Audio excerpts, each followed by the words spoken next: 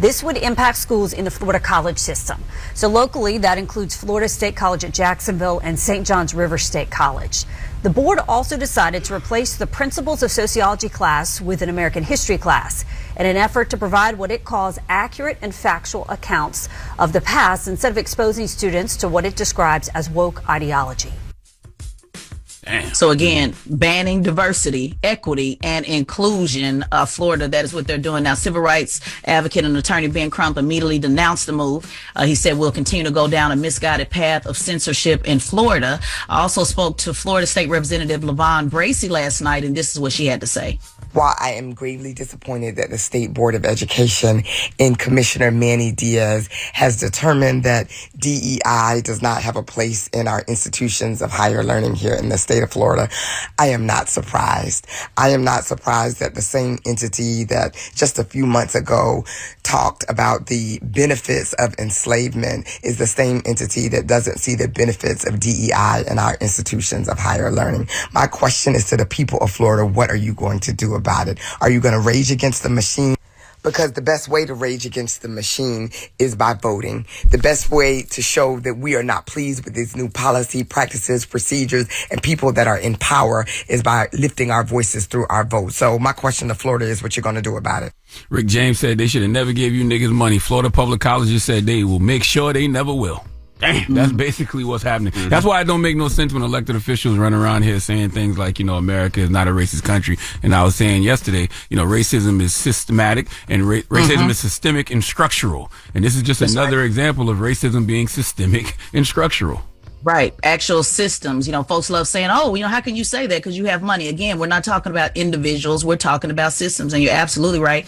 And you'll hear the acronym again, DEI, but it's really important that we name and actually call it diversity, equity, and inclusion. That is literally, what they're going against. And also, they took out the Principles of Sociology course, and they replaced that with a General Studies American History course. So I talked to our good friend, Dr. Steve Perry, the founder of Capital Prep, and this is what he had to say.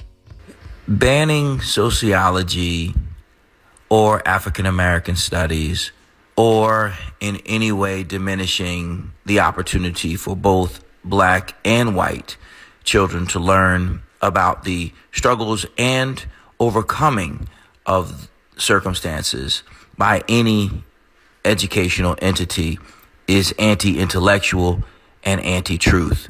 Florida has done what it is doing, which is trying to whitewash history. They didn't invent it, but they damn sure are perfecting it.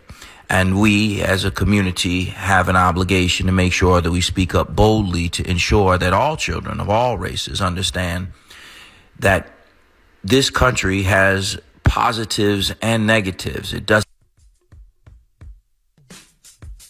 That was it? Yep. Oh, okay. Yeah, that was it. Mm-hmm. Salute to Dr. Steve Perry. Mm-hmm. Yeah. So bad things going on in Florida as far as that. And remember, Ron DeSantis is running for president of the United States and talks often about how if he were elected president, this is what he would continue to do throughout the nation. All right. Well, that is. Well, thank God he's not going to be elected president. Mm-hmm. He's not even going to be the GOP nominee. Mm-mm. So we don't got to worry about that. All right. Now, Tez, we'll see you next hour. What we talking next hour? Next hour, I want to give you some updates on the Biden administration and menthol cigarettes. They're talking about banning that. We're going to talk a little bit about how that affects black people. And then there is some good news, at least coming from the Biden administration, as far as your overdraft fees that I think are important that people might want to know. Yeah, I'm not a smoker, so I don't know the difference between menthol cigarettes and regular cigarettes. So hopefully you can tell me next hour because I have no idea the difference, if there even is a difference. Y'all don't need to be smoking anyway. So I don't give a damn what they do with cigarettes. Sorry. Somebody out there freezing their ass off right now, trying to get a little smoking. You put that down. You're supposed to have that anyway. And I don't think it's fair that people that smoke at a workplace, breaks? They get extra breaks all throughout the day. They go downstairs for 20, 30 minutes and they get to smoke and then they come back. Like, that's not fair. Everybody should be able to take a break, right? We'll discuss next hour, all right? Everybody else, get it off your chest. 800-585-1051. If you need to vent, phone lines are wide open. It's The Breakfast Club. Good morning. The Breakfast Club. Love yourself. Ray. Yo, Charlamagne, Envy, what up? Are we live? This is your time to get it off your chest. I got an indoor pool, an outdoor pool. We want to hear from you on The Breakfast Club. We can get on the phone right now here and tell you what it is. We live? Hello, who's this? Hey, peace and blessings, man. It's your boy Sean Stone. Good morning, guys. Sean Stone, what up? Get it off your chest. Hey, Charlamagne, working today? Yeah, I'm right here. Waiting for you to be negative, as usual. Come on, man. I'm not trying to be negative at all, man. I just be trying to spread the truth, man. That's all. Okay, what's the truth? What's the truth this morning as you see it, Sean? Hey, listen, I would love to see a comedy off between Kevin Hart and Cat Williams, man. Would y'all think that would be funny? Or what's up? What would a comedy off consist of? I don't know, man. Cat Williams says basketball. He could beat Kevin Hart in basketball. You know what I mean? He said he could dust Kevin Hart on stage, man. What would that look like? How do you do a comedy? Is it the best joke, the best reaction? Is it you get a set, I get a set? Jokes. According to Cat Williams, he could beat Kevin Hart in some basketball, the best jokes. You know what I mean? Whatever a comedy off is, man. I would love to see you know that's an old video too, by the way. That video of him standing in front of the plane. That video was like 8 years old. Like it's really old. Oh, okay. Thank you for breaking that down for me. Mm-hmm. And also, listen, Envy.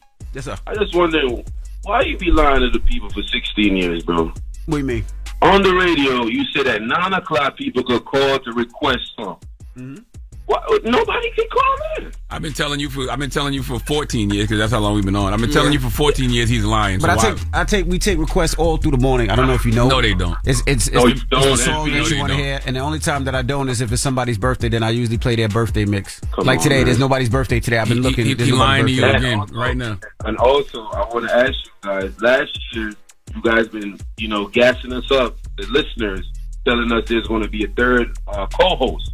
What's going on with Just Hilarious? Are we going to see a third co-host in 2024? They've been gassing me up with a co-host too. Have a blessed day, Sean. Peace, Sean. Is that negative? Peace, Sean. Have a blessed day.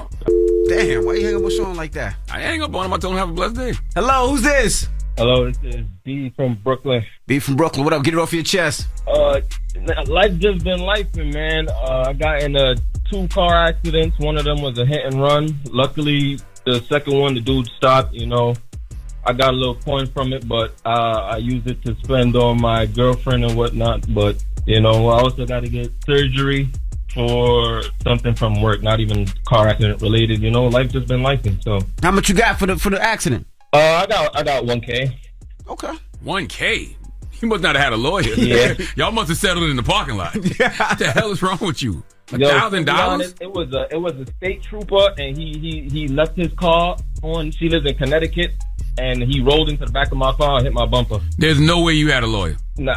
Exactly. There's no way. As I said, you negotiated that yourself. A lawyer would have got you something more than $1,000. Yeah, I definitely should have called, but I wasn't thinking about all that at the moment, especially considering he was a state trooper. I'm just like, damn. Well, you got a little stack. But other than that, though, I want to shout out myself real quick. I'm currently trying to get my way into the anime industry. So if anybody knows anybody looking for, somebody trying to write a script or anything, my Instagram is otaku_Russ. Okay. You do animation or you just write scripts? I'm currently practicing my drawing. I ain't there yet, but I'm trying to get into script writing and all of that. Got you. All right, brother. Get it off your chest. 800-585-1051. If you need to vent, hit us up now. It's The Breakfast Club. Good morning. The Breakfast Club. This is your time to get it off your chest. Keep calling. 800-585-1051. We want to hear from you on The Breakfast Club. Hello, who's this? This is Seymour from Richmond, Virginia. Moved to Albany, New York. Seymour, what up? Get it off your chest. I was going to say, man, I heard y'all talking about the breaks and stuff. You were saying how you don't understand. Some people, they take their breaks and you wish you could have your breaks too. I was saying, I don't know if we need our breaks to hear y'all show, man. Y'all be having me tripping. I ain't going to lie. You got to listen on break. You can't listen at your desk on the iHeartRadio app? No, he was saying if we take a break, like smokers take a break, how you going to listen to the show? That's what I'm saying. You can't listen at your desk or with the iHeartRadio app? Or where you work at? I do engineering, so I drive to different locations to fix the equipment, but I be checking y'all out. I was tripping out a couple weeks ago when you was going in on the girl that she stole her little clothing brand. She stole her clothing brand. The girl Oh, stole Lauren the clothing brand and you was When Lauren stole Carrie Champion's Brown Girl Dreaming. Oh, don't say that. You was, you was stinging her, bro. You was stinging her. I was sweet. Well, you know, Carrie had Brown Girl Dream. Lauren had Brown Girl Grinding. Brown Girl Dream is like a organization. She does. Carrie provides mentorship, you know, for young ladies. And Lauren has a blog and a clothing line, website and a clothing line. I heard her story. I heard her try to cover it up, and I heard you going in. So I don't know which side to believe. Believe me. Believe the side that I was. Believe Carrie and myself. Have a good one. Hello, who's this? Salute to Lauren, though. Good morning. Hey, what's your name? Hi, this is Obioma. Hey, Obioma. How are you? So, Charlamagne. Yes, ma'am. Thank you. We did have a scholarship winner. Okay. Her name is Simi, and she's an illustrator. She's a teenager. She's an illustrator. So you both look her up. She writes children's books. Okay. Oh, really? All right. Yes. Okay. So she got the first Watch Her Win scholarship. I wanted to talk to you guys about, you mentioned something yesterday when Ava was on about support, right? So I think there's a disconnect in communities where support goes both ways. Now, I bought a ticket for 16 to donate. But I think sometimes in the community, maybe people feel like celebrities or people that are on TV, we don't see them, and they don't support what's happening in the communities. And sometimes it's knowledge, right? They don't know. But I don't think, Charlamagne, don't be so hard about saying we ain't going to support. There's a lot of us that do. There's a lot of us that don't. But I do think it's reciprocal when it comes from people that are on a different platform. I understand what you're saying, but the numbers kind of show, right? Like you look at the Book of Clarence. The Book of Clarence had a $40 million budget, majority black cast, and it only made $3 million this weekend. Color Purple, $140 million production budget as well as marketing and promotions. It's made like $55 million thus far. Like, if we don't show up to these projects, with our dollars, they're not going to make anymore. Well, that's the problem. It's really just that simple. People, everybody has to understand it's a business, and people invest into these movies. And if they invest $140 million and it only brings back $55-60 million, that investment's not going to happen again. And they're going to invest in something else. And I know y'all think that's just Hollywood, but when people see that, simply black people can't sell a product, it don't matter if it's movies, it don't matter if it's TV, it don't matter if it's clothing, it don't matter if it's whatever it is you trying to sell as a black owned business, a black forwarded business, people will be like, I'm kind of cool on that. That's why you got to celebrate the wins. Like I just saw the Honey Pot, the Honey Pot company, they just sold for $380 million. Mm-hmm. You know what I mean? Salute to B. Dixon, who's the CEO of the Honey Pot. I salute stuff like that. Absolutely. You know what I mean? There's $380 million acquisition. They sold the Cody, and Beatrice has been up here quite a few times, so to see her sell a portion of her product, the Honey Pot, which is a black-owned business for $380 million, I salute that. I saw people in the comments saying, yo, she sold out. No, that's what you do. You create a business and you sell it to get that capital. That's how we create, generational wealth. That's right. And guess what? We gonna need it because y'all ain't going out to support these projects, so we gonna need our own money to fund our own projects. Get it off your chest. 800-585-1051. Now, when we come back, we got your rumor report. We got to tell you about what celebrity that their brother allegedly knocked their teeth out. We'll get into that next. Yeah, it's The Breakfast Club. Good morning. The Breakfast Club. Morning, everybody. It's DJ NV, Charlamagne the Guy. We are The Breakfast Club. Let's get to the rumors. Let's talk Doja Cat. Rumor has it. Rumor has it. Call out a name, or you gossiping, or you chatty patty. I'm gossiping. This is the rumor report. I guess we on The Breakfast Club. This is where the tea spills, right? Right. Now, Doja Cat's brother allegedly abused Doja Cat verbally and physically. Now, Doja's mom went to court to get a restraining order, against her 30-year-old son. His name is Ramon. This is all alleged. In the court filing, she stated that Doja also needed the protection for her brother as well. She claims that Ramen, Ramen's his name, knocked Doja's teeth out, gave Doja Cat cuts and bruises, stole and destroyed her property, and speaks to her in a demeaning and degrading manner. The paperwork states that Raymond makes Doja feel unsafe and traumatized. Now, the judge gave the mom a restraining order, but said that Doja has to ask for her own restraining order and can't get a restraining order due to her mom. She needs to file her own restraining order. So I don't know how long this has been going on. I don't know the reason for it, but she was in court and she was getting a temporary restraining order against the 30-year-old man. That story sounds incredibly horrible. Mm-hmm. And that's recent? Like, all that stuff happened recently? Yeah, recent restraining order. Allegedly, yeah. Now, Marlon Wayans talks about actors wearing dresses. Now, I don't know where this seems like this conversation never dies. Now, he was on the cruise show. Well, it definitely reheated because of Cat Williams on Club Shay Shay. Yeah, but this has been a conversation people have been having for the longest time. Absolutely. Well, he talked about it on the cruise show. Shout out to our family of Cruise on the Real 92.3 out in L.A. and had a conversation about wearing dresses. If you remember, he actually wore a dress in White Chicks.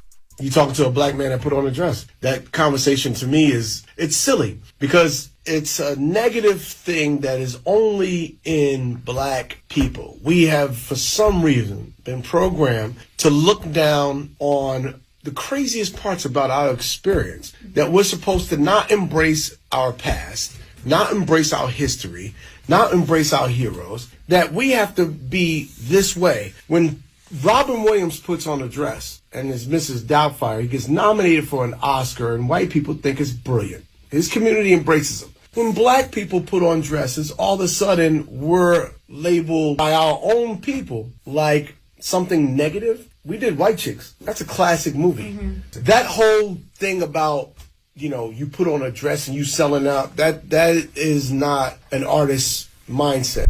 Yeah, I mean, I've said that from the beginning because, even just growing up when you used to look at, Martin Lawrence playing Shanae, Jamie Foxx playing Wanda. And Live in Color. I never looked at that stuff and said, oh, they're selling out. I just thought it was funny. Just thought it was laughs and jokes. And to Marlon's point, yes, black people aren't the only people getting put in dresses. Robin Williams, God bless the dead, did a whole movie called Miss Doubtfire that was award winning. He won Golden Globes for that and People's Choice Awards for that in comedy. They got nominated for Academy Awards. So it's like, I don't understand the logic. Like, if you don't like seeing black men in dresses, totally understand that. But to act like it's some, sellout Illuminati stuff and that's how people get on. Right.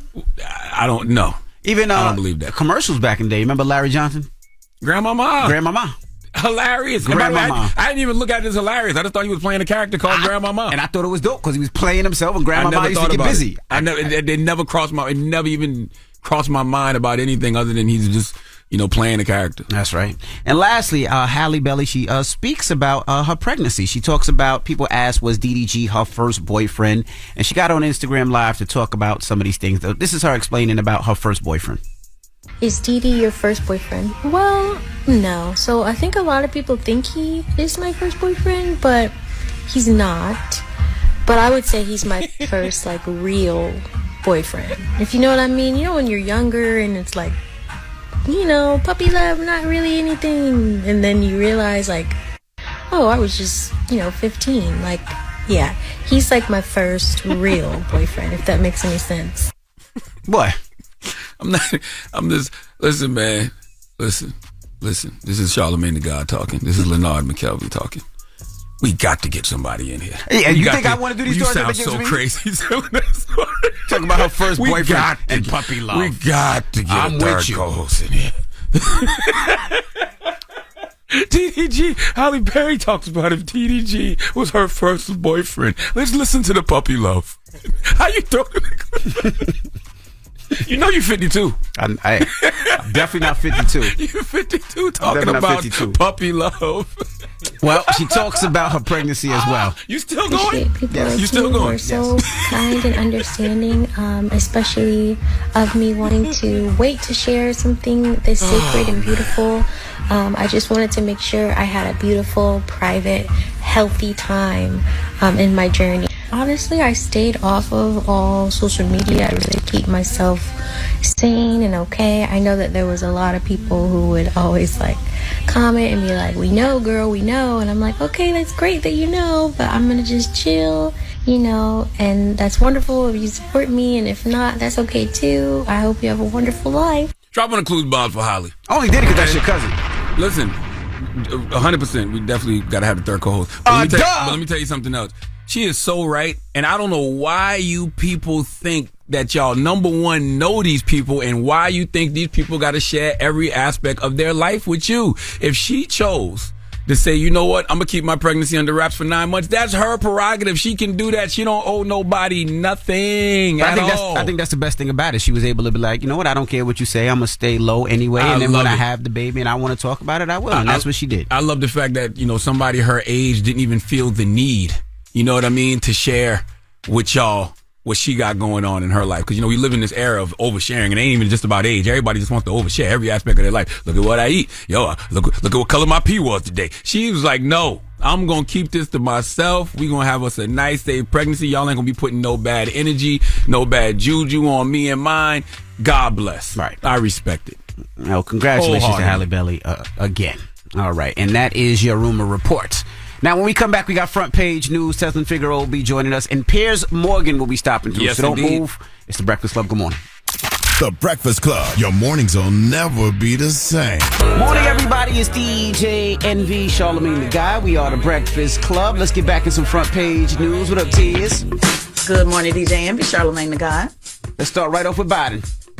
Yeah, the Biden administration must decide soon on menthol cigarettes or the risk proposed as the ban continues to be debated. Now, health advocates and activists plan to intensify their push for the ban on menthol cigarettes this week. They're putting pressure on the White House ahead of what they call a critical deadline. Now, advocates say that if this decision is not made by January 20th, it will affect, how they're able to move forward because it takes about a year for this implementation. Now, menthol cigarettes has emerged as a pivotal one for President Joe Biden, who is facing an election year, as we know, with worries that this may diminish enthusiasm for black voters. Now, black smokers are disproportionately more affected to smoke because they are more likely to smoke menthol cigarettes. However, some civil rights with ties to the tobacco industry have raised concern, saying that this will criminalize people for smoking menthol and could lead to deadly police interactions. But again, that's why we need police reform. My personal opinion, I don't think that's a reason why we should be talking about banning these cigarettes, but it is an important point. Now, the NAACP and the Congressional Black Caucus have endorsed this ban, along with dozens of public health experts, saying that it would save hundreds of black lives. Now, I spoke to Oklahoma City NAACP President Garland Pruitt last night, and he said there's a reason why the tobacco companies were forced to pay $206 billion. He said they knew exactly what they were doing, and he had this to say as well. They knew that they were killing and doing the things that they shouldn't have been doing, and that's why we end up having proposals that are correcting and putting things in place. And last year alone, over the last 3 years, $100 billion has already been paid. So anytime you can get rid of Joe Campbell, the Marlboro Man, airlines that ban smoking, restaurants banning smoking, there's a message to the madness. The menthol is addictive. It's more addictive than the regular cigarette. And our kids are following Pookie and Ray Ray and the rest of them. It's needed. We as activists, we as organizations, we as individuals have got to put forward attention to the health of our society. And when we do that, we're on the right track. We're doing the things that are needed and necessary. I have no problem with this. Ban all tobacco use, ban all cigarettes. Y'all don't need to be smoking that garbage anyway, okay? When you look at smoking tobacco and the cancer risk that comes with smoking tobacco, smoking causes about 20% of all cancers and 30% of all cancer deaths in the United States. And 80%, thinking about this, 80% of lung cancers, okay, and as well as about 80% of lung cancer deaths are due to smoking. I don't give a damn about y'all and y'all smoking habits. It's disgusting. It's nasty. Yeah, I don't understand how it hasn't been banned a long time ago. I mean, they say because that it makes billions of dollars. But if it causes cancer, it makes billions of dollars. A deadly disease that can kill you. I'm with you. How do we still allow people to smoke? Because it makes billions of dollars. We know it's addictive. It makes billions. That's why. That's the answer. But it makes billions of dollars, but it kills people? Yes. Yeah. Just like everything else, just like all this fast food and everything else, all these GMO products, yes, they make billions of dollars. We know it kills people, but as long as it makes us money, yes, that's the mentality. Yeah, and by the way, this settlement was in 1998, and so they've been paying out this for the last 25 years. The settlement in 1998 said to pay $206 billion for the next 25 years. So again, this was already established on the books long ago. Rest in peace to my mother that did die of lung cancer in 2016. So this is very, very personal to me. And if you've ever had to watch someone in their lung literally collapse and you have to take them off of that machine, it's very heartbreaking. And again, you do put responsibility on people deciding to smoke. But again, when we're talking about an addiction, when we're talking about a disease, and some people just can't stop. She tried, DJ Envy. She really did. She tried multiple times, but just could not break the habit. I also spoke to Dr. Torrento Robinson. He's the Northern Province Health and Wellness Chair for Kappa Alpha Psi fraternity, and he supports the ban, and he just had this to say as well. Black people suffer the most from tobacco use. We have significantly higher rates of mortality from smoking-related illnesses, such as lung cancer, heart disease, and stroke. It's literally a life or death matter for the black community. The ban will have a big impact on curbing smoking habits and recruiting new smokers such as our youth. It's imperative that the President of the United States act now for the future of Black America. Now, Envy, you asked what is the difference between menthol cigarettes and regular cigarettes.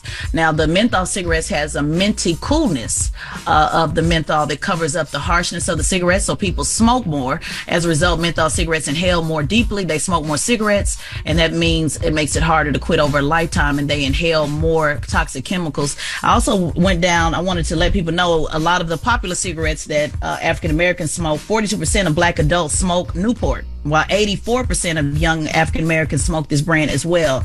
So this is just an example of how prevalent this is in our community. So the most popular cigarettes in the African American community, now this applies to everybody, all races, but I did want to point this out: Newport, Cool, and Marlboro. So all of those are three popular brands, and overwhelming amount smokes menthol, those brands. Why are they making this a black thing again? Because they said we smoke the most menthol? Correct. They're saying that it overwhelmingly affects African Americans more than anybody else because of the addiction to the menthol, because our top cigarettes that we smoke are menthol cigarettes. So it's not just a black issue, but advocates are pointing out, saying that it has impacted African Americans more than most. I was just looking at who smokes the most, and it damn sure wasn't black people. So I was just wondering, yes, why disproportionately. So that's where the conversation always comes into disproportionately. Where we're saying, just like they say, who's on welfare the most, or who has the most abortions, and black people. No, actually, when we talk about disproportionately affecting, meaning it affects our community disproportionately, is their argument.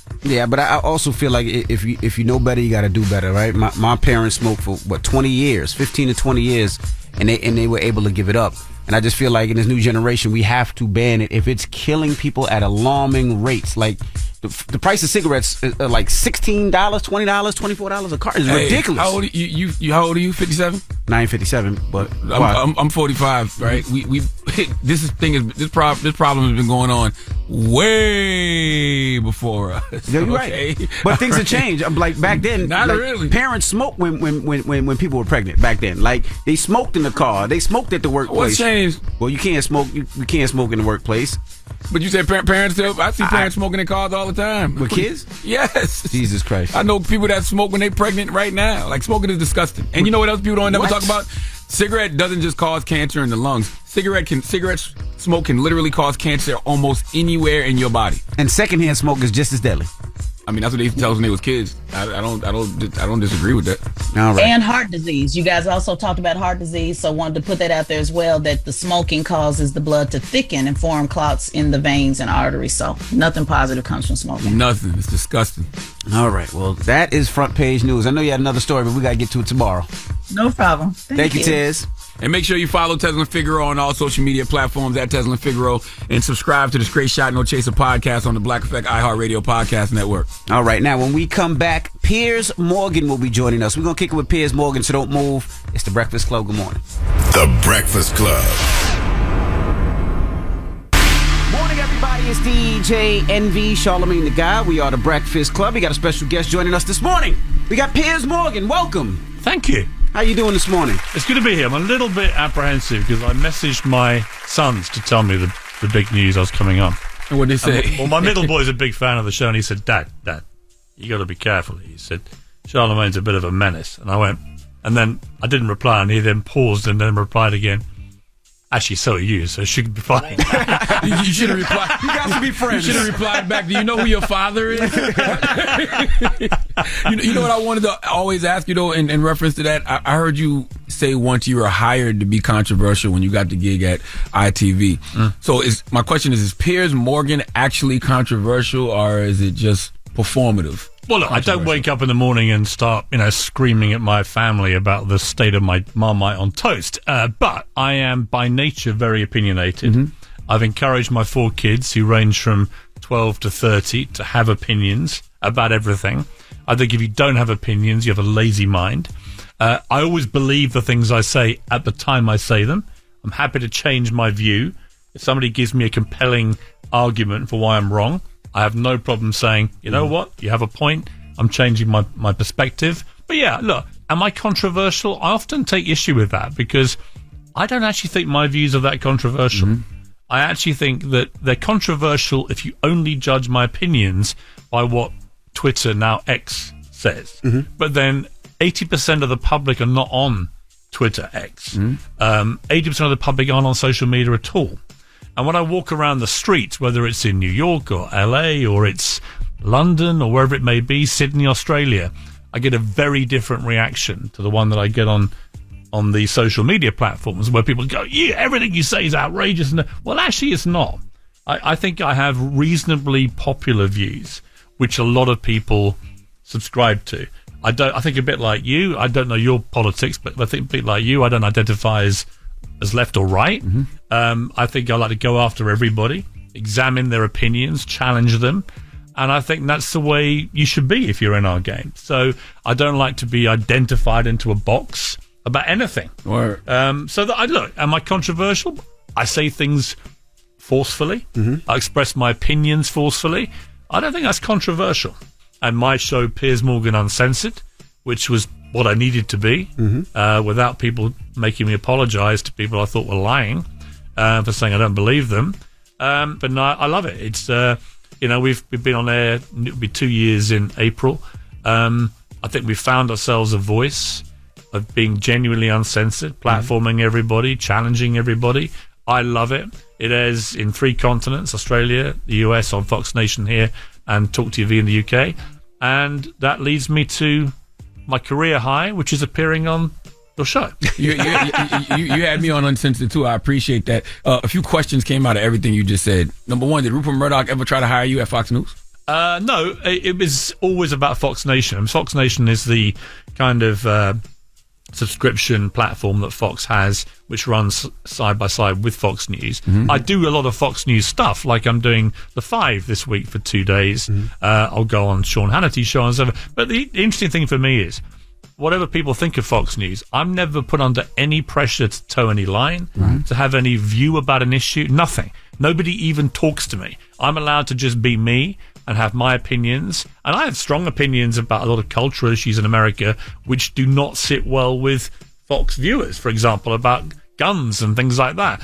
Nobody ever tries to censor me when I appear on Fox News, which is interesting because I would say it's more difficult now to have that kind of freedom at someone like CNN, where I used to work, because they're so, for example, hostile towards Donald Trump, that if you try to go on there and say something positive about him, that would probably, someone wouldn't like it, you know? I don't get any of that at Fox. And I find that really just an interesting observation from me personally, that I'm allowed to just be me and do my thing. Of course, they're gonna let you be pro-Trump on Fox, of course. No, but I can be critical of Trump too, is my point. Whereas I think it would be harder to be pro-Trump on CNN and get invited back too many times. I think it's changed now. I think it has done a bit. It's good. They need to, because CNN should really be in the middle. Otherwise, where do American viewers go to for genuinely impartial news coverage? You've got MSNBC, very, to the left. You've got Fox, obviously very conservative. You need to have CNN to be impartial. I felt they lost their minds over Trump. I mean, the reality is all of them should be impartial. That would be the beauty, right? It would be beautiful if all of them were objective. I actually have no problem in a country like America, a bit like the UK, a bit like with the newspapers, when we had left-wing papers, right-wing papers. I used to read them all. I still do. When I'm back in England, I get 4 or 5 papers. I read them all, and I get a flavour for what everyone's thinking. I don't have a problem with left-wing networks or conservative networks. But you've got to have some place that Americans can go to for genuinely impartial coverage. And I think in the UK, we're quite blessed, really. We have the BBC, we have Sky News, we have other networks which are very, in my estimation, comparative to here, very impartial. And I like that. You know who used to be that for America? Jon Stewart in The Daily Show. Yeah, well, I miss him. I felt he gave up that show, unfortunately, too early. I think Jon Stewart would have been a really important voice through the whole Trump era. Yeah. You know, you needed people, strong personalities through that era to put things in perspective. I don't think he would have gone the whole way in constant Trump bashing, because, of course, I've known Trump a long time since I did his show.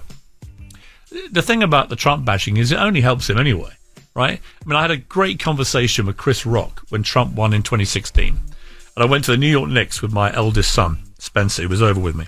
And we were just sitting in one of the VIP areas, and Chris Rock was at the next table on his own. So we got talking. And I said, what do you make of what's just happened? The election happened the day before, and New York was like a mortuary. You know, you walked around, it was like this terrible silence everywhere. They were like, how did this happen? And I'd been predicting Trump was going to win, because I'd been doing crime documentaries down in rural America, down in Alabama, down in Florida, rural Texas. I could feel it. I could feel the Trump train steaming, and no one on the coast seemed to have picked up on this, and the media hadn't picked up on it. They were just like, oh, Hillary's going to slaughter him. She's the most qualified candidate ever. And I thought, you don't understand middle America and what's happening here. And I think the rural South. And I think the same thing is happening again now, by the way, which is why the Iowa result has shocked everyone on the coast. But, you know, I remember talking to Chris Rock, and he said, you know, several things. He said, one, fame. Do not underestimate the power of a television fame in America. He said, now. He said, and secondly, he said, if someone's killed 9 or 8 people, I think he said, don't go around saying he's killed 9. I thought that was such an astute thing to say. Don't, as we would say in England, don't over-egg the souffle, right? Don't exaggerate how bad Trump is to score your point or get some clicks on social media or whatever. Just give it straight. Examine what he's saying, examine what he's doing. Often what he says and what he does are two different things, right? But don't over-exaggerate. Don't over-demonize him, he said. You know, don't go around calling him the new Hitler when we know Hitler killed 12 million people. So I thought that was a really smart take then, and I think it's a really good bit of advice now for the Democrats, which is if you continue to over-demonize Trump, all these legal cases against him and so on, it just allows him to play the martyr, the victim. It fuels his popularity. Even Republicans who don't like Trump are rallying behind him because they think he's part of a Democrat-led liberal media witch hunt. And if you allow him to play that card, he's going to win. All right, well, don't go anywhere. We got more with Piers Morgan. When we come back, it's The Breakfast Club. Good morning. Morning, everybody. It's DJ Envy, Charlamagne the Guy, and we are The Breakfast Club. We're still kicking it with Piers Morgan. Now, what are your thoughts on people that are overcritical on Joe Biden, which is probably going to influence people not to vote for Joe Biden, which is pretty much as far as all the Democrats have. So it's like even with Charlamagne, they're very critical of him talking bad about Joe Biden and saying that you're right. It might push people to sit on the couch instead of go out and vote. Well, I know you endorsed them both last time, right? Biden and Kamala Harris. I actually endorsed Harris. Right. I couldn't endorse Biden. I endorsed So what do you think about a lot of people that are very critical of Joe Biden, but kind of that's all we have? I think it's a bad state of affairs for the Democrats, and it's sleepwalking into potential defeat. It's sad. I don't think anyone feels good about watching Joe Biden kind of physically disintegrating in front of our eyes. But he's still 9 months away from a general election and then expects us to think he can lead this amazing, huge superpower for another 4 years. He can't. And you can't go to Kamala Harris. She's been a total disaster. So the Democrats, if they're not... I think she scares people more than I think if he had... And, you know, that's just where racism and sexism comes into play. I think if he has a white male vice president... I don't think people are as afraid to vote for Biden. You know what? I honestly don't think it has anything to do with Kamala's race or gender. I think it's because she's turned out to be useless. And sometimes you just have to call what you see. I mean, most vice presidents are useless, though. Well, some of them are. And yeah, that's their job. Some of them, it's not a great job. You don't really have any power. You just take all the flack. She's been especially ineffective. Let's put it like that, right? I met her actually once. I thought she was very charming to me, and I was expecting more. She's obviously a bright woman. She's just been incredibly ineffective for him. I mean, her poll numbers are just as bad as his. So the pair of them I think she's been ineffective because of, to go back to the fact, her race and her gender. I think that allows her to say and do things that other VPs probably couldn't, or even somebody like Joe couldn't, but she's choosing not to. I agree. And I don't think she's done nearly enough for your community, by the way. I mean, a lot of promise came in with Kamala Harris. Where's the delivery? I don't see it. So I don't think she's been effective at all. The interesting thing about Gavin Newsom, if he was to become the nominee, it solves the problem of how do you fire Kamala Harris if you're a Democrat leader, because they both come from California. She wouldn't be allowed to be his VP anyway. There's a rule apparently in the Constitution about that, or the election rules. So automatically you solve two problems at once. You get rid of this decaying old guy as your nominee with a guy half his age and twice the energy, and you also don't have to have Kamala as VP anymore, and he doesn't have to be seen to be firing it. So it's an interesting little twist on that. I agree with you when you say the Democrats need to move away from Joe Biden, but I also feel like Republicans are doing themselves a disservice by not moving away from Trump, because it's hard to say you're not the party of white supremacy when you're supporting a guy who, you know, did an attempted coup of this country, a guy who says he wants to be a dictator for a day, a guy who's talking about, you know, killing his political rivals. Yeah, but let me stop. More importantly, a guy who said you should eliminate the Constitution in order to overturn the results of an election. I don't care if you're a Democrat, Republican, you can't have somebody, you know, a leader of the free world who doesn't believe in the Constitution. I agree. And I think the other thing you've always got to be mindful about with Trump is not to take everything he says too literally. No, you have to. Oh, you don't have to. When you're the president, you got to. You shouldn't take us too literally because we're just media personalities. You should definitely take us more seriously. No, I think if you look at, for example, the other day in Iowa, right? He comes out with his crack on the eve of the vote. And he said, look, I don't care if you're sick at home, just tell your wife, darling, I've got to go and vote. And he said, and if you end up passing away, at least your vote wasn't wasted, right? And I watch people on CNN, my old employers, trying to be po-faced about it, right? He's basically risking the lives of people in Iowa. No, he wasn't. He was cracking a Trump gag, right? And one of his Trump cards, literally, is humor. Right? People in Middle America find him hilarious. Right? People in New York pretend not to, but probably laugh quietly at a lot of his stuff. A lot of the other candidates seem very dull by comparison. If he wasn't running for leader of the free world, top 3 funniest people on the planet. Yes, I agree. So, but also, you know, you got to remember he comes from a business, real estate in New York, where bullshitting is an art form. Right? That's what they do. Right? They just try and persuade people something's worth what it's not. So his entire life has been spent exaggerating, going over the top, all that kind of stuff. And I always say, an interesting question for you guys, if you took away all Trump's rhetoric, which you can't do, but his rhetoric and his tweeting when he's president, take all that away, right? So you never actually hear him speak. You just judge him on what he did. What did he actually do that was so outrageous? He implemented, he put 3 conservative judges on the Supreme Court. That's perfectly his right. Yes, sure. But they look how... Conservatives would say that's an amazing success. Absolutely. But look how far right they are. They got rid of Roe v. Wade. The things they got rid of directly impact, you know, people... They directly impact people that look like me and, you know, people that I love. I got 4 daughters.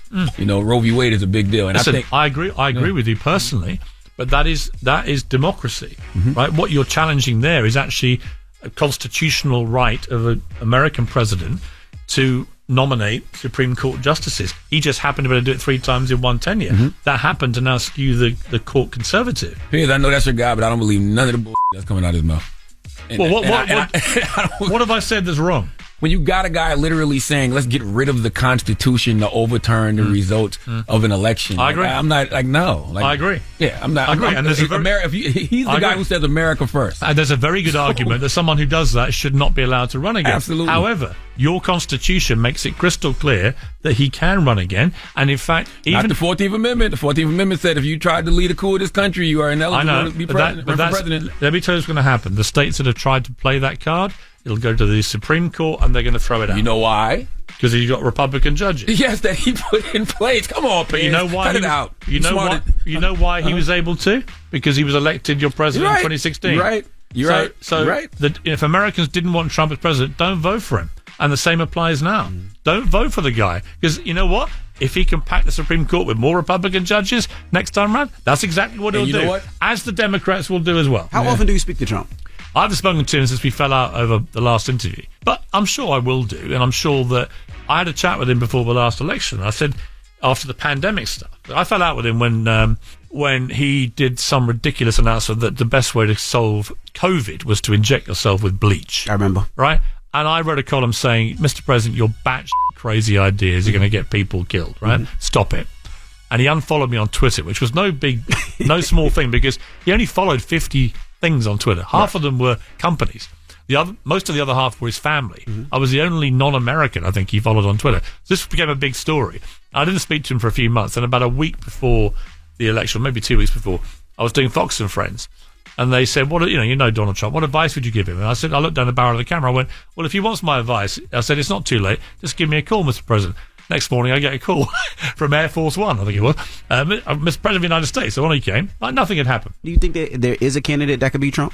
If I were the Democrats, I would absolutely go for somebody like Newsom, right?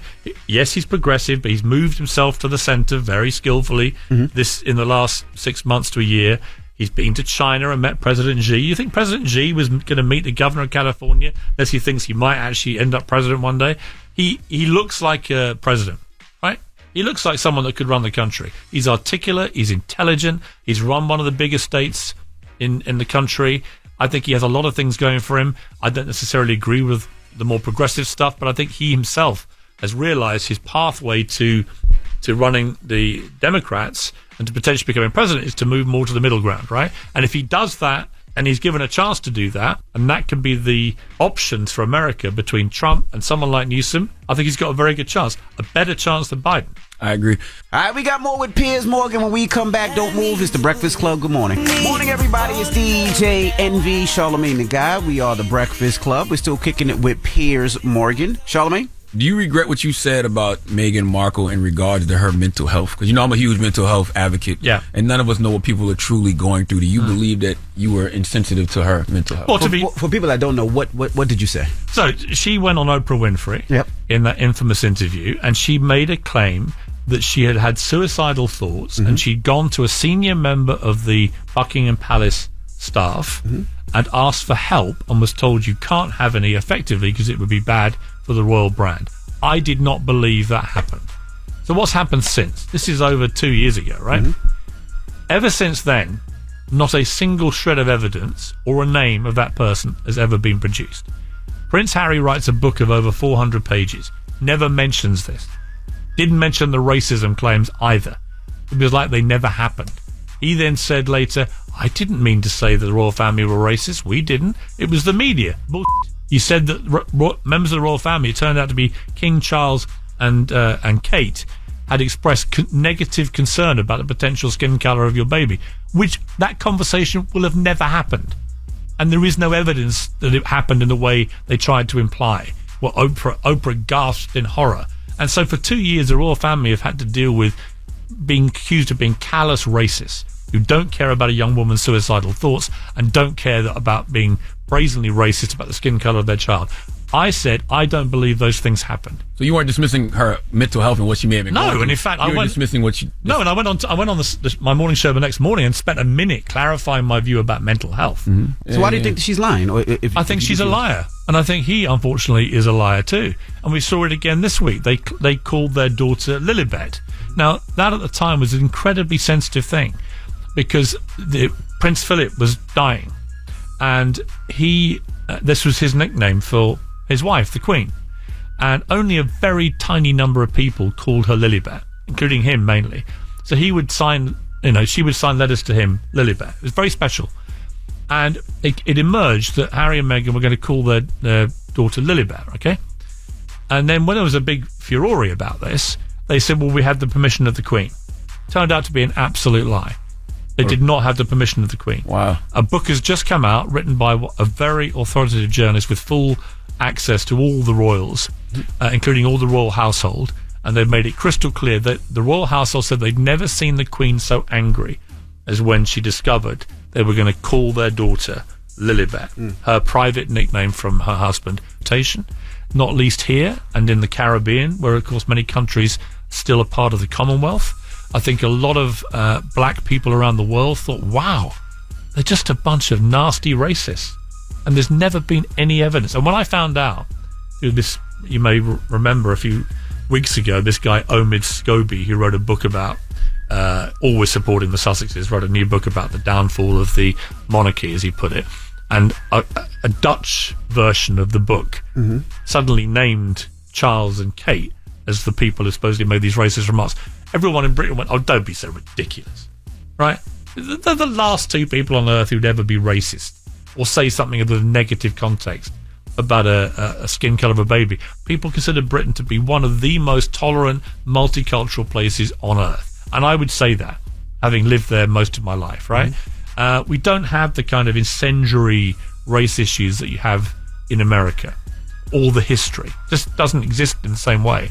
And that's why what happened on that Oprah interview was so shocking and so damaging. And then the question became, well, was it true? And I've got to say, sitting here now, 2 years later, no, it wasn't true. How would she prove that if it was, though? Like, how would she prove she went to somebody and expressed her mental health concerns? Like, how would anybody be able to fact check that? Look, she just has to give us a name. Who was it?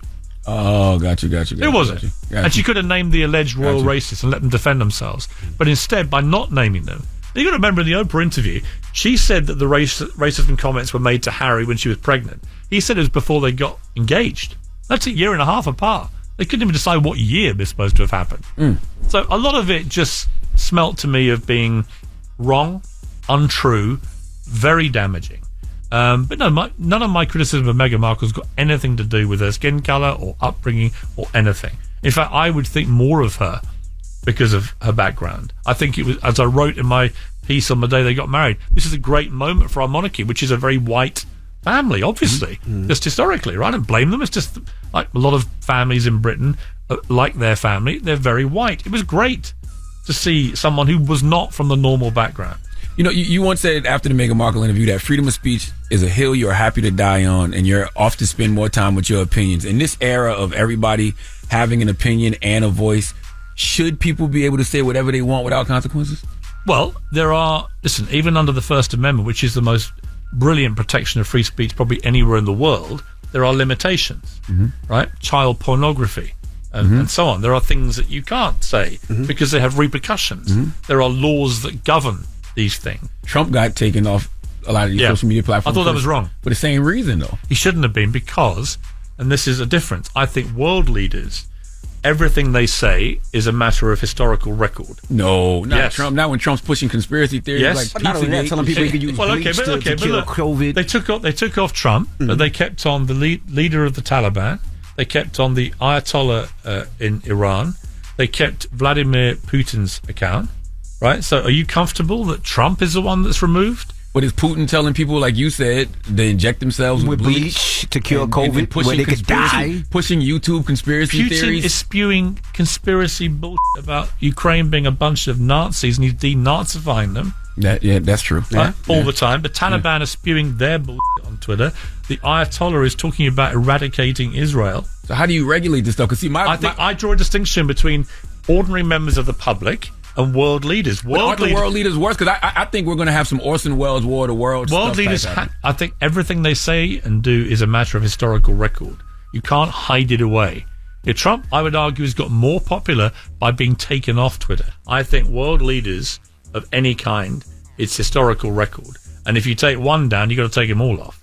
Because a lot of them say bad things. I don't think any world leader should be allowed to be on social media. Really? I think as soon as you become a world leader, you have to give it up. Because it's too dangerous. Well, that is a very interesting... Fake tweets, the AI stuff. I think you're all in or all out. Yes. So I'm with you. I would personally still argue they should be on, but I think that's a good argument to say you take them all off.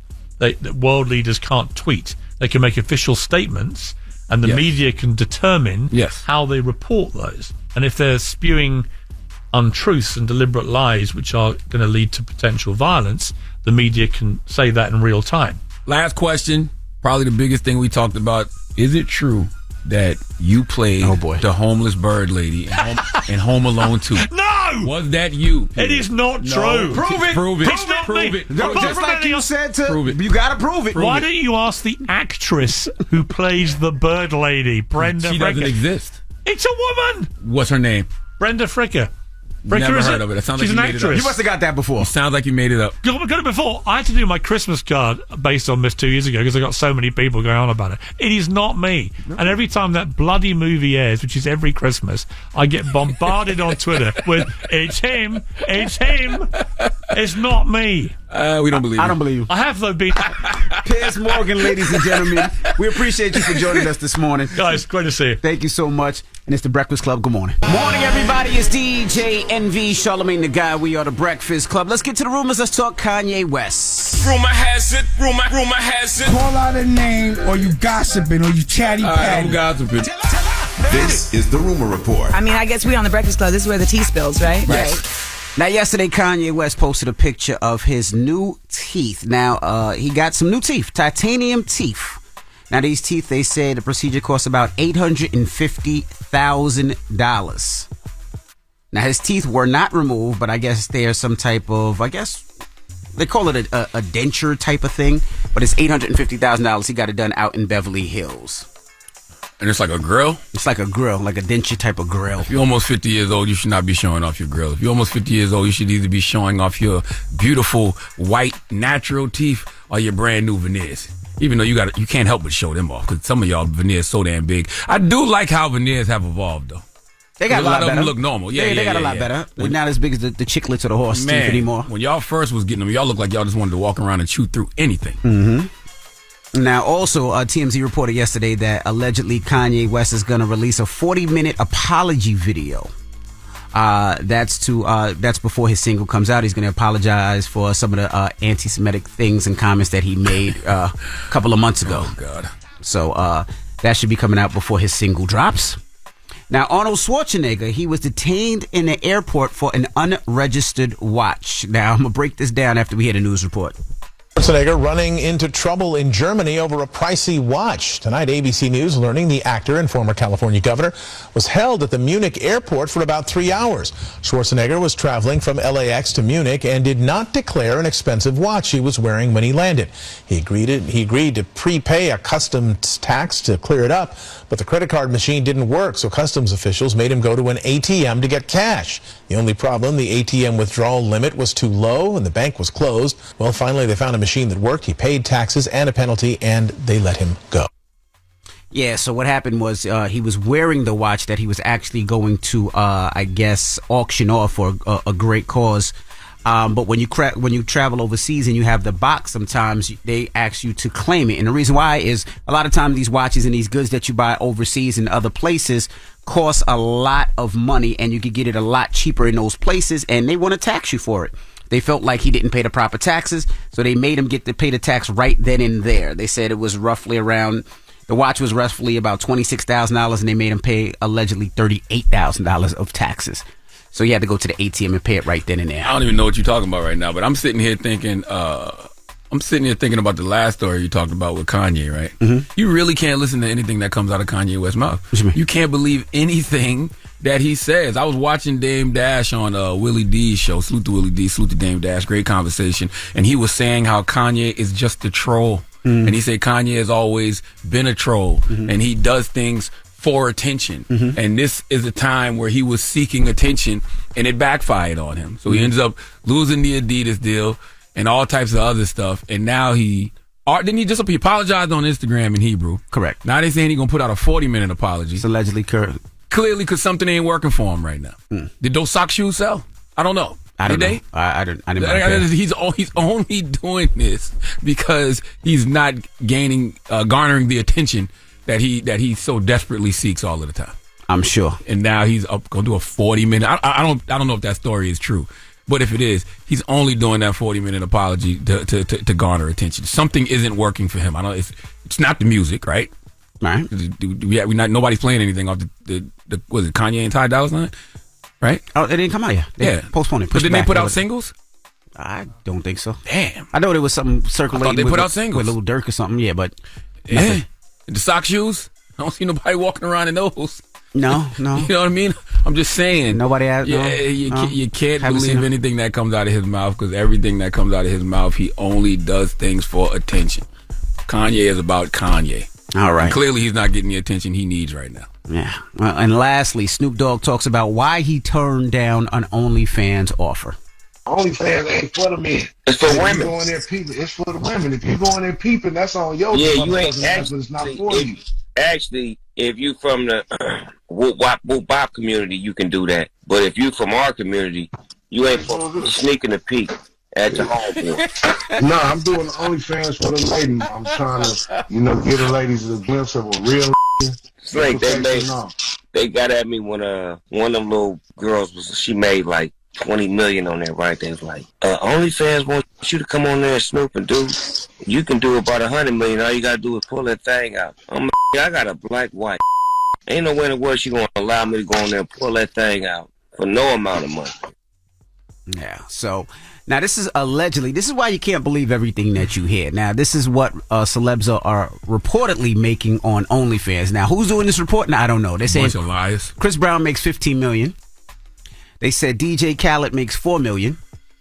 They say Tyga makes 20 million. Cardi B makes 45 million. Fat Joe makes 4 million. Iggy Azalea 48 million. And it says DJ Envy makes $400,000. I don't even have an OnlyFans. You did have an OnlyFans. I did not have an OnlyFans. No, Come on, man, stop lying. I didn't. Why would you lie like I don't that? have an OnlyFans. We saw it. That's not mine. You're a liar. And if this person You're a liar. if this person is making $400,000, this is crazy to use my feet and make $400,000. But I don't have an OnlyFans. Well, you deserve it. Okay. All right. So I have no problem with that person. If there's a person out there that has a DJ Envy foot page and he's making $400,000, you deserve it. No. Okay. Yes, he does. No. Why not? I don't have a page. And that is your report. Snoop needs to do a workout video. That's what a bag at. You saw when Snoop was doing the workout? Yes. He was doing the little shoulder shrug. Snoop need a workout video. I'll watch that. I can't believe that you got an OnlyFans I don't page have an making OnlyFans. $400,000. I do not have an OnlyFans. And it's your feet. Yo, pull that up, producer. See if Envy still got his OnlyFans feet page. I do not have an OnlyFans. You had one at one point. Somebody had one. It's not me. What, you make $400,000 a month? I don't know. Off your feet? That's crazy. Damn. I might have to create a page if it's $400,000 a month. Put my feet right. Put my feet right. That ain't what I'm laughing at. I'm gonna tell you the joke I'm laughing at. I know what you're laughing at. That's what I'm telling you. I know you. I know you better than you know you. I know what you're telling me. That's why I don't play with you. I'm taking my ball and I'm leaving the sandbox. Your donkey's name. I'm taking my ball. That joke is so funny in my brain, y'all. I'm leaving the ball. The Breakfast Club. Your mornings will never be the same.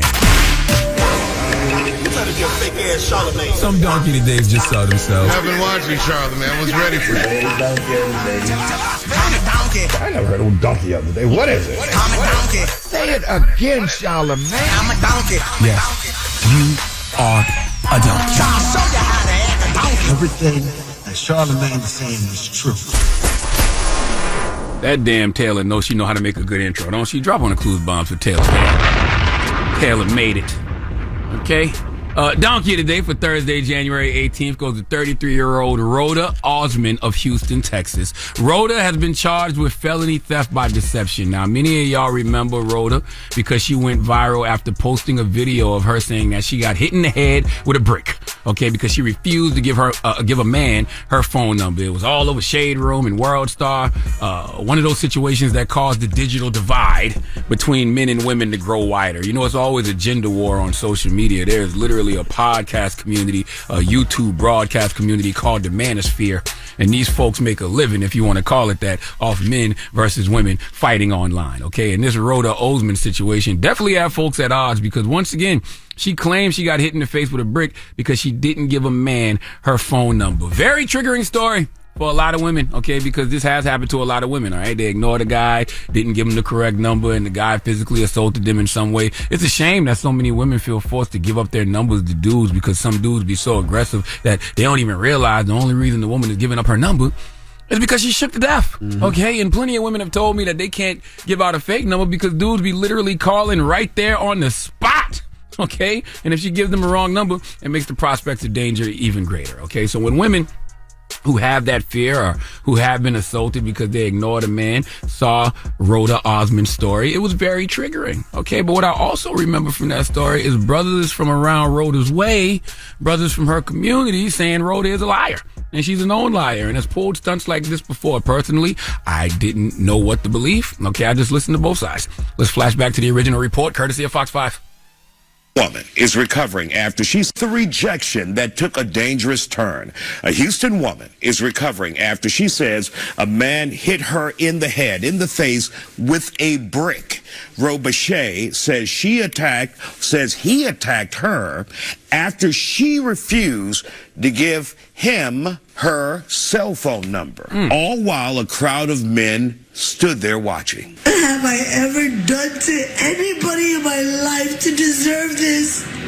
Literally, a man asked me for my number. I said no, and he picked up a brick in front of so many men and was like, "What are you gonna do?" And I told all these men, like, "Yo, why is this man got a brick on my face?" Okay. Well, according to charging documents, that whole story was a lie. Okay, a falsehood, a farce. In the famous words of Takeoff, cap. Okay? Oh, I overstepped Takeoff. Go ahead, play it again. Cap. I'm sorry. Can't. Rest in peace, Takeoff. Let's go to Houston 2 for the new report, please.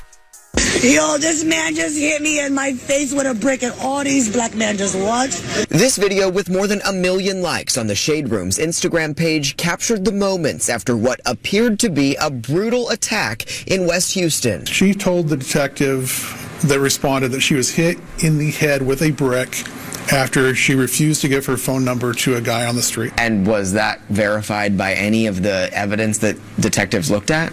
No.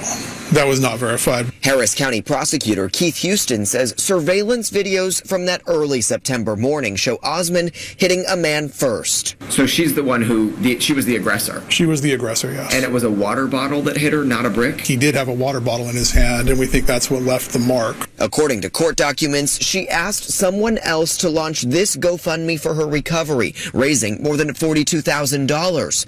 But as the story went viral, a blogger on TikTok called police, alerting them to this 2020 GoFundMe, which claimed a vicious assault by a security guard in Minneapolis. Detective Thornton verified with Minneapolis police that there was no assault done at that time. It was completely fictional. In an Instagram story posted Wednesday, Osmond addressed those who have doubted her. I actually have things going on in my life. I actually have real ways to make money. I don't have to get a GoFundMe for money. I actually can earn income because I'm actually educated and I actually am talented. She's still lying.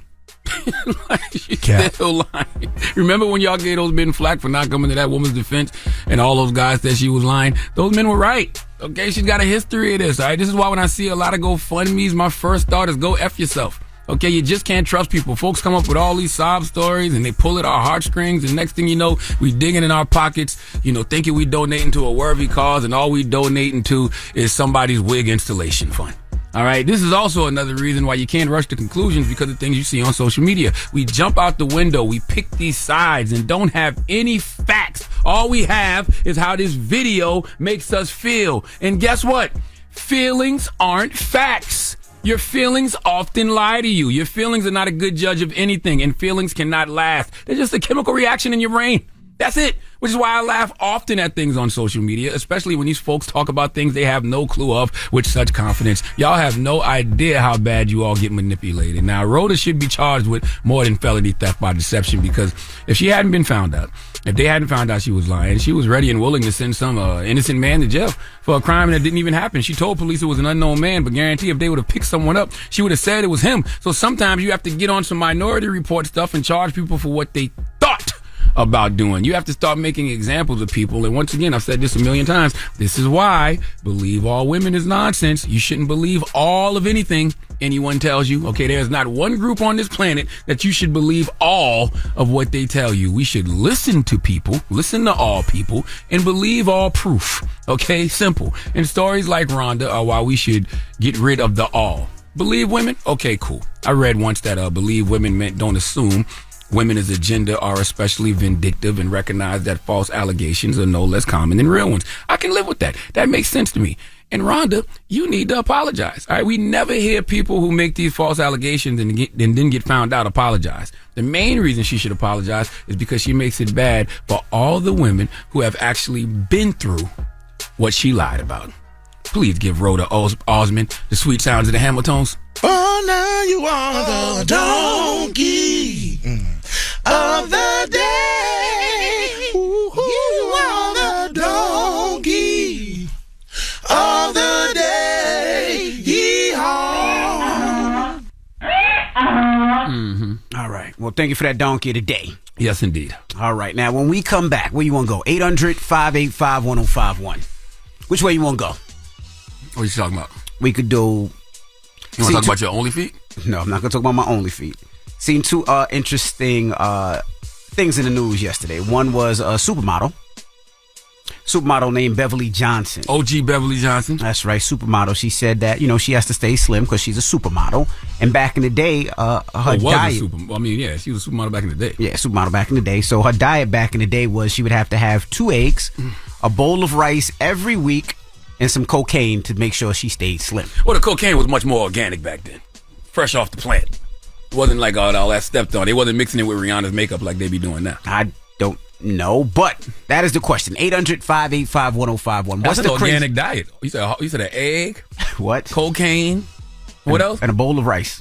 That's a very organic diet while you playing. Shut up, man. The question is, what is some of the craziest things you did to lose weight? What are some of the crazy diets you use? We're going to take it out of OG Beverly Johnson.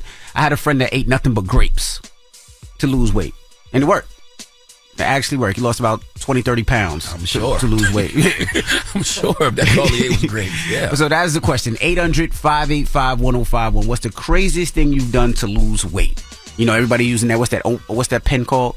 Ozempic. Everybody want to be an Ozempic gold medalist. Yeah, Ozempic pens. You got Ozempic gold medalist, Ozempic silver medalist, Ozempic bronze medalist. Right. Them the ones that don't really lose a lot of weight. The Ozempic bronze, you only lost about 10 pounds.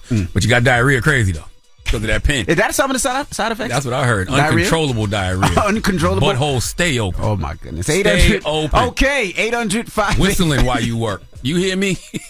That's what I heard. 800-585-1051. The craziest things you've done to lose some weight. Let's talk about this. The Breakfast Club. Good morning. The Breakfast Club. Steady calling my phone. Made it. It's topic time.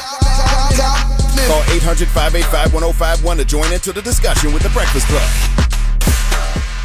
Morning, everybody. It's DJ NV, Charlamagne the Guy. We are The Breakfast Club. Now, if you're just joining us, we're asking, what are some of the crazy things that you've done to lose weight? Now, this conversation comes from supermodel Beverly Johnson, OG. She admitted back in the day she would use 2 eggs, a bowl of rice every week, and some cocaine. And she said that's how she would stay slim. Nowadays, like I told you, I had a friend of mine that just ate nothing but grapes. I'm hearing about this Ozempic shot. There's so many things that people are trying. What's the other thing? Ozempic ain't crazy, though. I mean, Ozempic ain't as crazy as... you said you diarrhea all the time. That ain't crazy? Yeah, but Ozempic is actually a medication. For diabetes. It's not rice, cocaine, and a hard-boiled egg. What'd you say? I said rice, 2 eggs, and some cocaine. Yeah, and that's not a crazy thing, What about what's the other thing, Sydney? Apple oil vinegar, what? Apple cider vinegar. I've heard people using that. But let's go to the phone lines. We got a lady on the line. Her name is Kim. And Kim tells us what she does. Hey, good morning, Kim. Good morning, DJ MV. How you feeling this morning? I'm doing good. So what's one of the craziest things you did to lose weight? I took 3 ephedrine, 2 Vivarin, 1 Vivarin, 2 aspirin. It's called a running stack. And I lost 30 pounds in 15 days. I've never heard of that. What's the first thing you said? Ephedrine? You haven't heard it in a while because it's been about 25 years since the government outlawed it. So it was banned? Now, but when I was in the Air Force, it wasn't until a pilot crashed and they ruined it. Did you look sexy, though, after you lost that 30 pounds? That's the important stuff.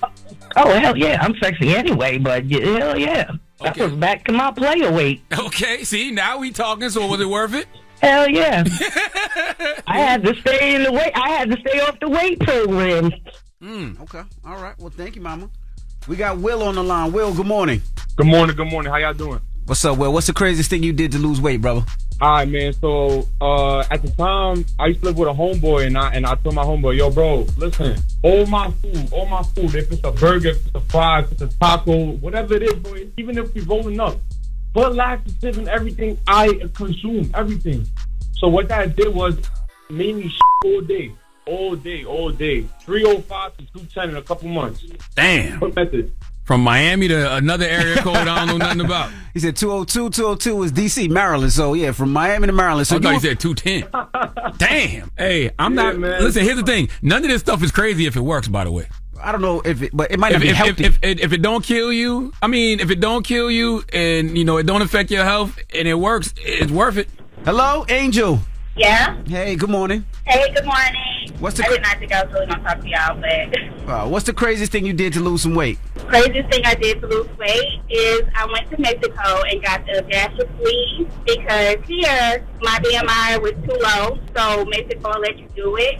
So I went out there, did it. I came back because I didn't tell my family, lost too much weight, and everybody thought I was on drugs. Oh, so you was skinny, like when you first started going vegan. I was skinny. I wasn't that big when I went to Mexico, and I didn't expect to lose weight so fast that when I came back, because I didn't tell anyone, people were really coming to me thinking I had an issue. That's black people. We either think you on crack or you got you sick. Definitely crack or sick. But Exactly. Angel, let me ask you a question, right? If your U.S. doctor told you it was not healthy for you to get the surgery, you still went to Mexico and got it? I did.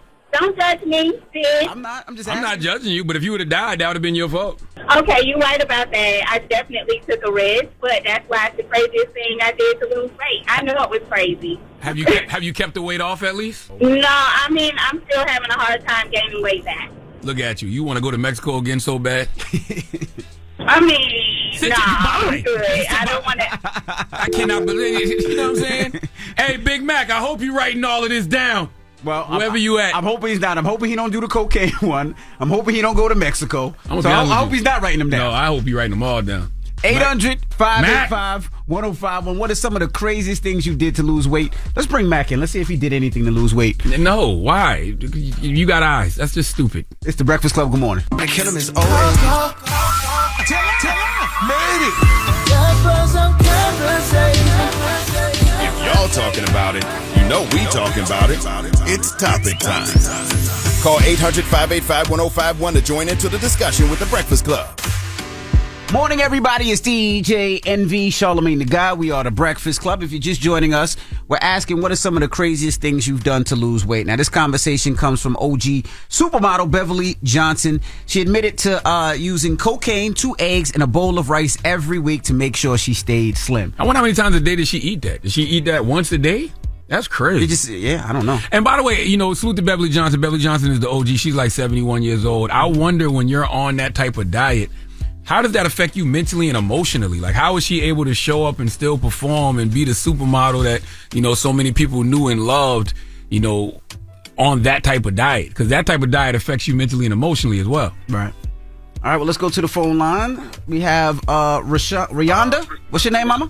Oh, this is Jordan the welder. Oh, okay. We're asking, what's the craziest thing you did to lose some weight? The craziest thing I did to lose some weight was getting off of birth control.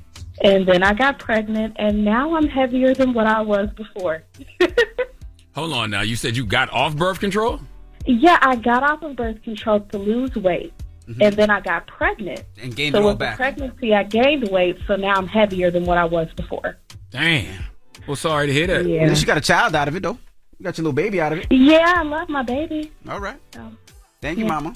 We have Anna on the line. Anna, good morning. Good morning. Now we're asking, what's the craziest thing you did to lose weight? Very unhealthy thing. Just drank tea, like Chinese weight loss tea, for a period of 2 to 3 months, where I lost a minimum of 45 pounds, along with diet and exercise. But the tea, I think, did a lot of it. Hold on, so them flat tummy teas used to actually work? So they're not flat tummy. Is this Charlamagne? Yes, ma'am. You're the coolest. I love you. Thank you. I love you too. So it wasn't the flat tummy tea. It's like Chinese ballerina teas. You can find them on Amazon. Ballerina tea? And it works? It works. I did exercise and dieting as well.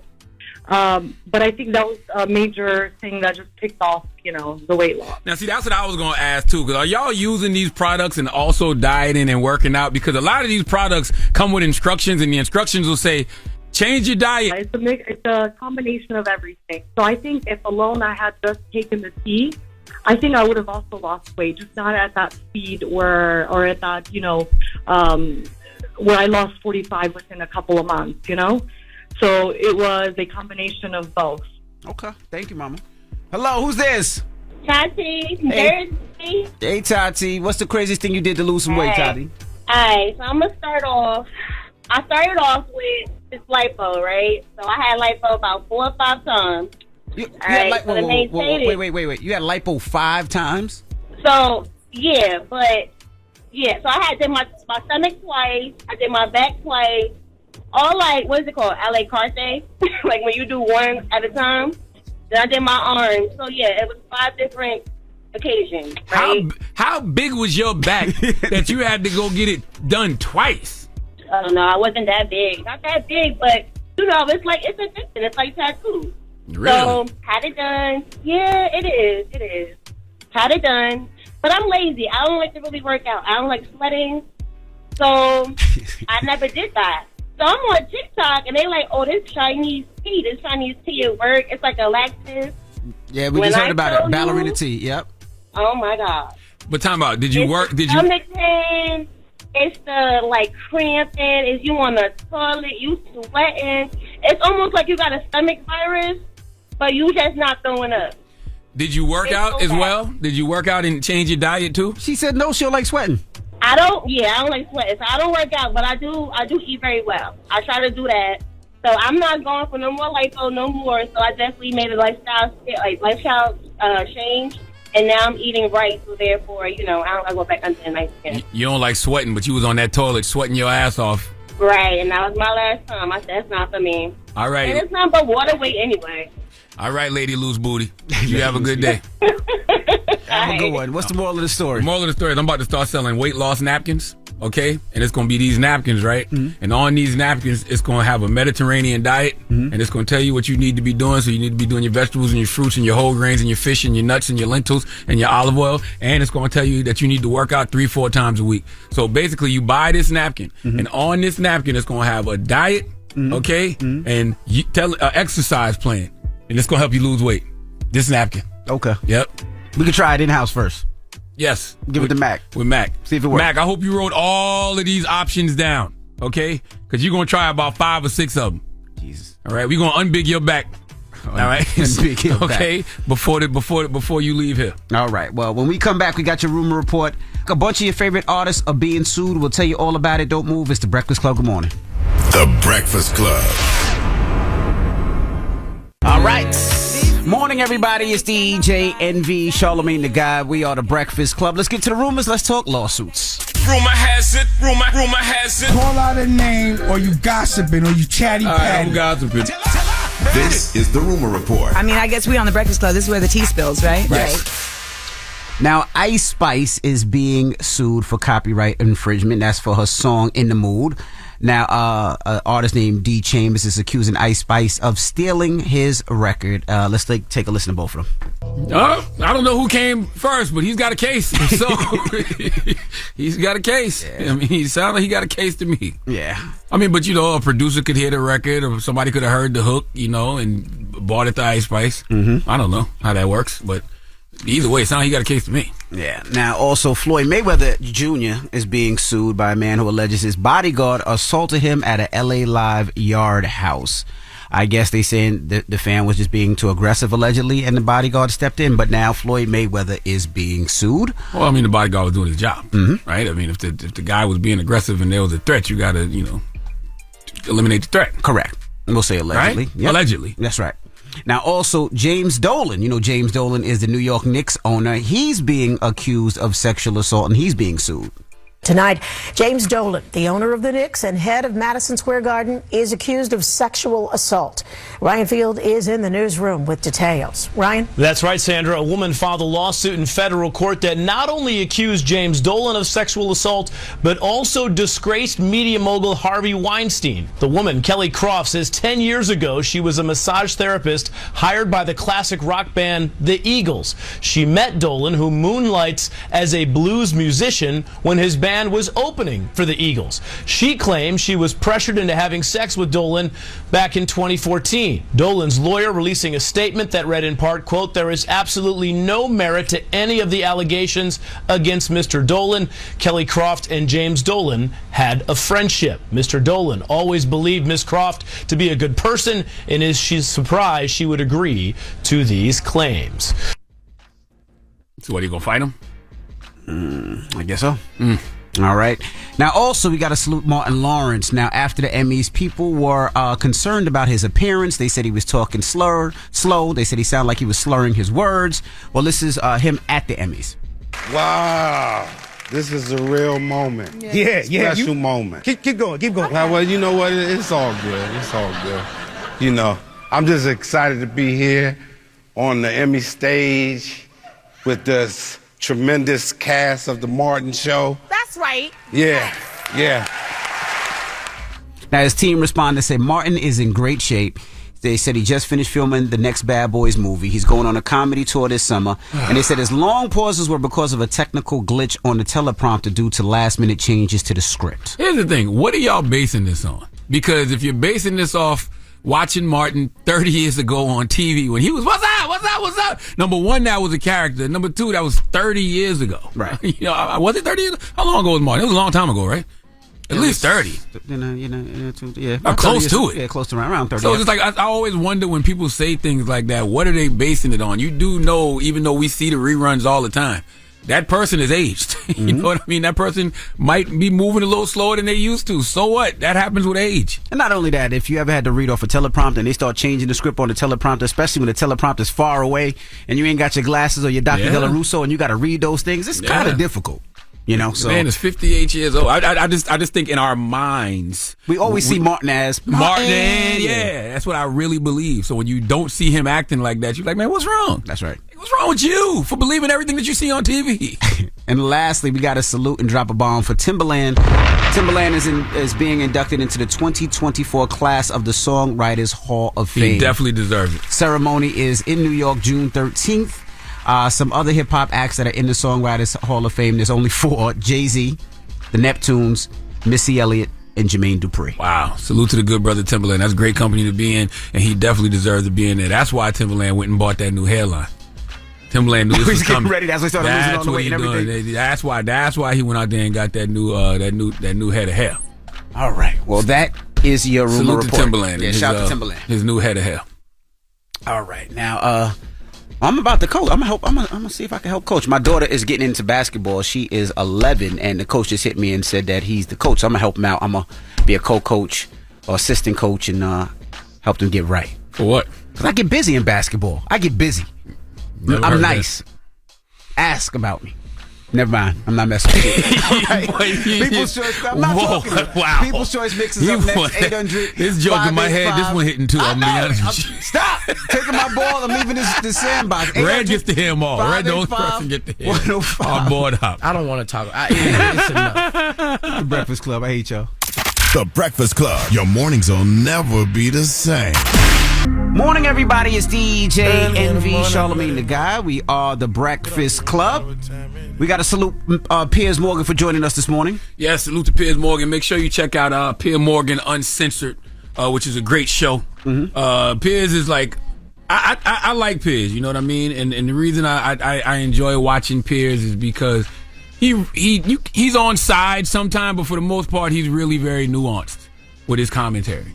And like I said during the interview, man, I think a lot of times, you know, we pick sides, and the truth usually is in that gray area that nobody ever wants to touch, you know. And I think he goes there a lot. So I do appreciate him. I mean, it's all conversations, it's all opinions, right? And you're right to have whatever opinion you want to have. And I don't have a problem with that. Whether it's his opinion on Biden, Trump, gun laws, or whatever it may be, it's his opinion.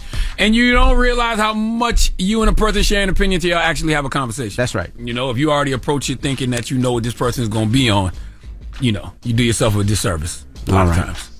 All right. Well, when we come back, we got the positive notice. The Breakfast Club. Good morning. Morning, everybody. It's DJ NV, Charlamagne the Guy. We are the Breakfast Club. It's time to get up out of here. Charlamagne, you got a positive note? Yes, I do. And it's something I said during Donkey of the Day, but I just want to say it again. It's about your feelings. Please, man, please remember, feelings are not facts. Okay, your feelings often lie to you. Your feelings are not a good judge of anything, and feelings cannot last. They're just a chemical reaction in your brain. So please remember that next time you on social media or any other platform, stating what you think is a fact when it's just the way you feel. Have a blessed day. Breakfast Club, bitches! Y'all finished or y'all done?